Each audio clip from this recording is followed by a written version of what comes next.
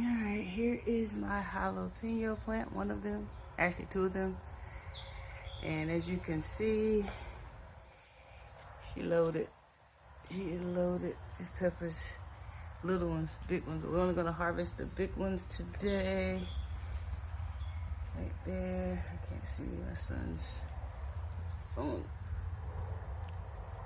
Let's pull back some. So hold on a second. Let's see what we get. Let's see what we get. Quite a few on here. This is my other one that's starting to produce its jalapenos. They're just starting going. So I have 3 jalapeno plants. 1, 2, and then 3 on the other side over here. But we're gonna harvest these and I'll let y'all see what's next. Okay, y'all, we have our first garden emergency. That's what I would call it. Okay, this plant here, let me back up. This plant here, and they're doing construction on the backside, so all the noise you hear. And let him pass by. Okay, this plant here I will call a garden emergency. I need y'all's help. This plant is supposed to be a beef steak tomato. These seeds came from Dollar Tree, and I'll show you the pack in just a minute. But if you look at these tomatoes, look how small they are. Why are they turning? Why are they ready to be harvested? These are not even close to being the size of a beefsteak tomato. Hold on, let me get in here. Go around this way. Do y'all see this? Those are cherry tomatoes at best. Why is this happening? So I'm gonna take them off because they're red and blushing. But this, I think these are the wrong seeds. These are not even close to beefsteak tomatoes. The garden journey continues. All right, let me harvest these now. Show you guys today's harvest. Yay! Without further ado, here's today's harvest.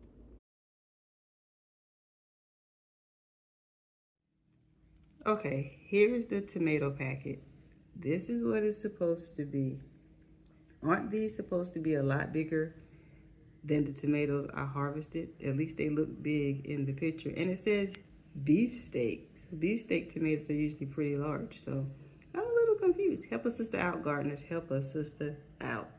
But this is the packet that the tomatoes came out of. Just seems a little strange. But I'm going to taste them later on. And I'm going to let you know what they taste like. Hopefully they're good. If they're good, I'm good. I accidentally planted a bean.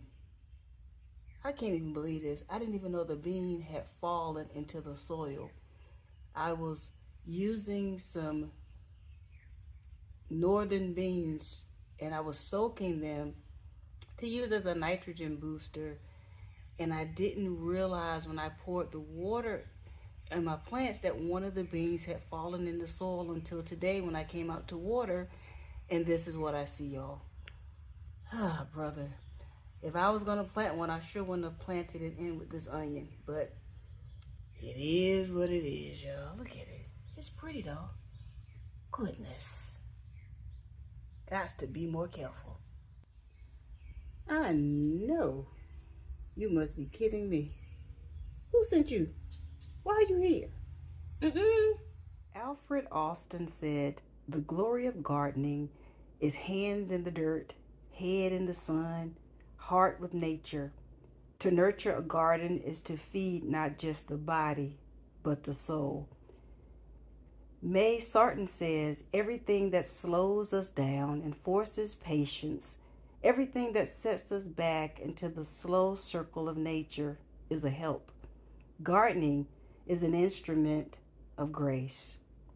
I can go on telling you popular quotes as it pertains to gardening, but as a first-time gardener, I can definitely tell you this. You will face obstacles during your gardening journey.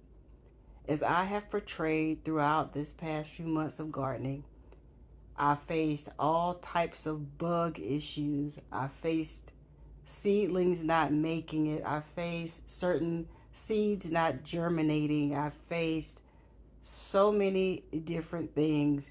But the one thing I have learned above all is that as long as you show up in your garden, As long as you continue to plant those seeds, God will give and increase. You will face surprises in the garden, as I've shared with you in this video when it pertains to my tomatoes. But to me, it's all great. And I say this because although it's not what I expected, God has taught me throughout this entire gardening season that when you garden, you have to show up with a sense of expectancy. When I walk outside every day and I look at that garden, I'm always surprised by something. Whether it's a new creature I've never seen before, or an insect, or a plant that had been struggling the entire season has a flower on it, which signifies to me something great is about to occur within that plant, and I could possibly be positioned to actually acquire a harvest. To me, that is all the more reason to continue to garden. So, to all the gardeners out there, no matter what you may face, continue to sow your seeds and expect a great harvest. See, what you're seeing right now on the screen is what my backyard looked like just a few days ago. I've been questioned by many seasoned gardeners as to why I'm not digging holes in the yard and planting seeds there, and instead of using grow bags and containers. Well, here's your answer. You see, I live in an area where at any moment we can have flash floods, and before you could blink your eye, what you think is a normal rainstorm could leave my yard and my house looking just like this. Unfortunately, due to poor construction in this area, this place floods. We all face it.